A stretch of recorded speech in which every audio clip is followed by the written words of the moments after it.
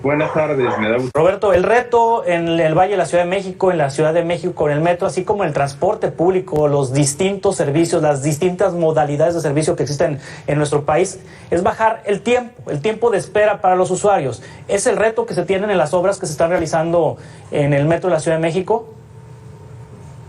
Bueno, el caso de las que están anunciando en la línea 1 del metro, pues sí, sin duda, la línea 1 del metro es la más antigua, ya le tocaba una renovación. En este sentido, es una decisión correcta, es una decisión que urgía y que sin duda en las siguientes administraciones tendrá que atenderse el resto de las líneas, porque el deterioro del metro es bastante notorio y si además pues, le sumamos recortes que ha habido en esta administración, pues sí, lo que tenemos es un problema muy grave que lo hemos estado viviendo, ¿no? Las explosiones de los últimos días, los accidentes que ocurrieron en el pasado, independientemente de lo que se pueda decir de línea 12, en realidad pues hay muchos riesgos que está teniendo el metro de la Ciudad de México y que no están siendo atendidos por el recorte presupuestal, ¿no?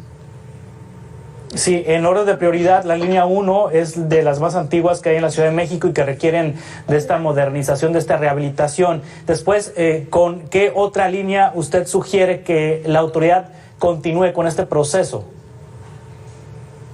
Bueno, creo que el metro debería de publicar algún tipo de indicador que nos permita decir, ¿no? La que sigue es la 2 o es la 3. Mi impresión es que ambas requieren, es decir, son líneas que tienen más de 50 años en operación, líneas que en algún momento, la 2 sobre todo, tuvo una renovación de trenes, que ha tenido nivelación de vías, pero que necesita una inversión en las propias estaciones, en la parte subterránea no lo ha tenido esa modernización que hubo en los años finales de los 80, principios de los 90, hubo cierres dominicales para nivelar la línea y, por ejemplo, cuando llueve, la línea 2 baja el nivel de operación, ¿no? Tiene que poner una restricción de velocidad y eso habla de que la línea no está funcionando bien, ¿no? Entonces, pues sí, la 2, la 3 había tenido muchas fallas, hubo algunas mejoras en esta administración, en la línea 3, pero de todas maneras da la impresión de que esas dos son muy urgentes porque además son los que concentran la mayor demanda de la red, ¿no? Entonces eso también es un elemento clave. Hay que resaltar el dato que da el director del Metro de la Ciudad de México, donde dice que ya no hay refacciones, que no hay proveeduría de artículos para darle mantenimiento a algunos artefactos, a algunas partes del metro de la línea 1. Esto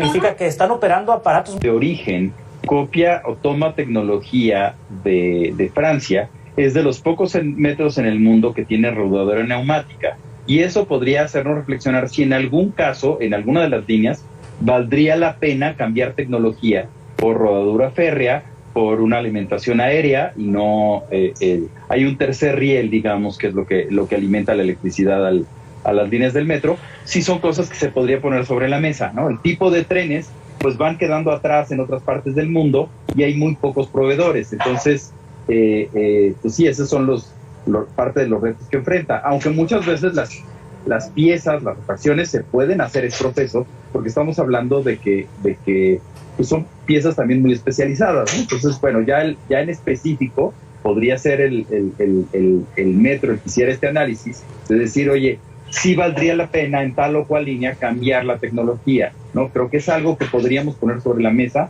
y que podría ser muy útil tener una visión de largo plazo de en qué casos vale la pena quedarnos con la rodadera neumática, con el mismo tipo de trenes, y si hay algún caso donde quepa un tren un poco más ancho, por ejemplo, ¿no? Son trenes muy angostos, ¿no?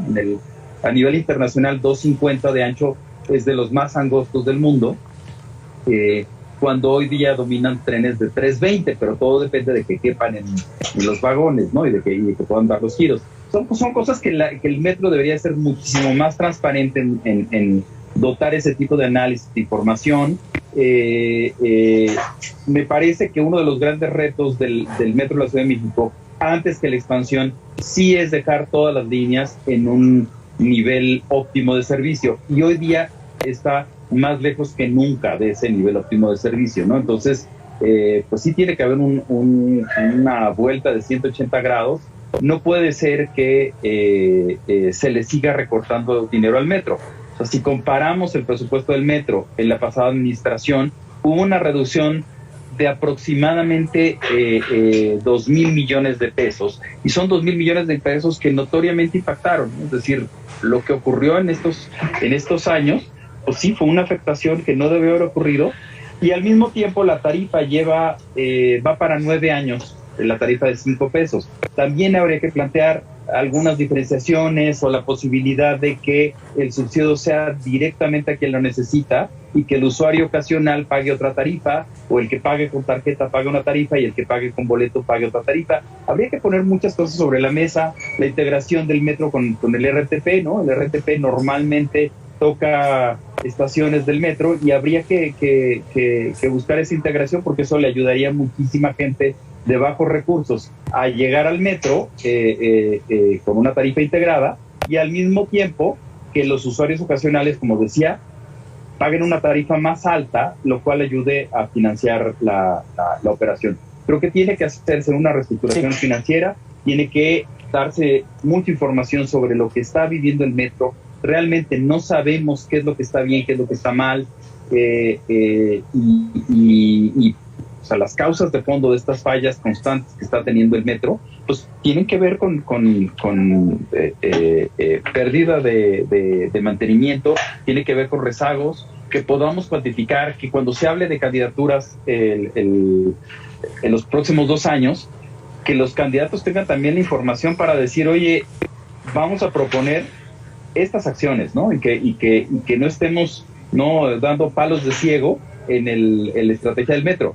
Es muy fácil proponer la ampliación del metro, pero hoy día pues sí está claro que más que la ampliación del metro necesitamos plantear que el metro opere al 100% y que se integre a otros servicios, que están muy lejos de esta integración todavía, del Metrobús, de los autobuses de RTP y de los autobuses regulares concesionados, de los trolebuses, ¿no? Creo que tenemos que trabajar como un sistema de transporte conjunto, que tampoco ha ocurrido eso en esta administración, y que lo de la línea 1 lo veo muy bien, ¿no? Sin duda lo veo muy bien la renovación de la línea 1, pero que en el resto de las líneas se están quedando de ver, y en la propia línea 1, pues en los años previos también ha habido muchísimos rezagos, y que esperemos que una vez que termine este proceso, pues sea de confianza como el primer día de operación, ¿no?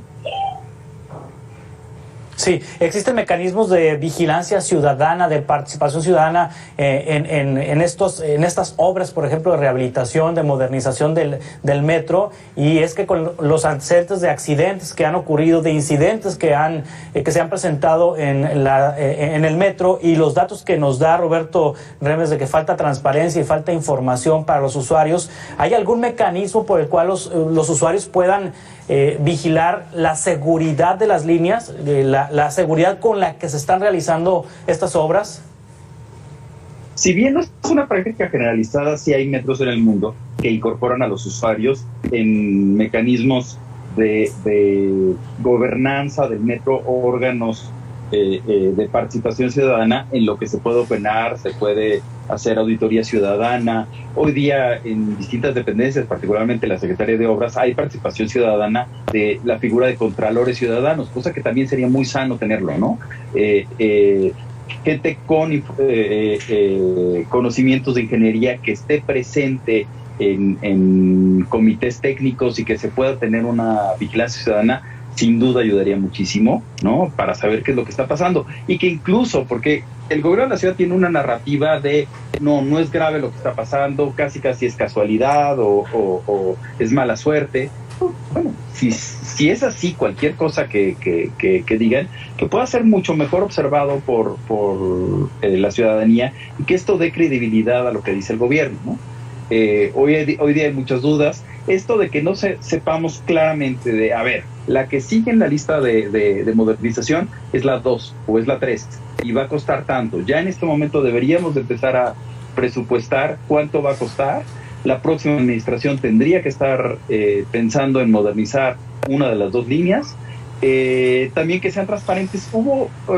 Hay como muchas dudas que la licitación de trenes la hayan ganado una empresa que nunca había hecho trenes neumáticos, ¿no? Entonces, este tipo de cosas, ¿qué hay detrás, no? ¿Se llevaron un tren para desarmarlo en China o qué fue lo que sucedió? Hay muchas dudas en decisiones que ha tomado el metro y que tienen que ver con esta gran inversión que se va a realizar.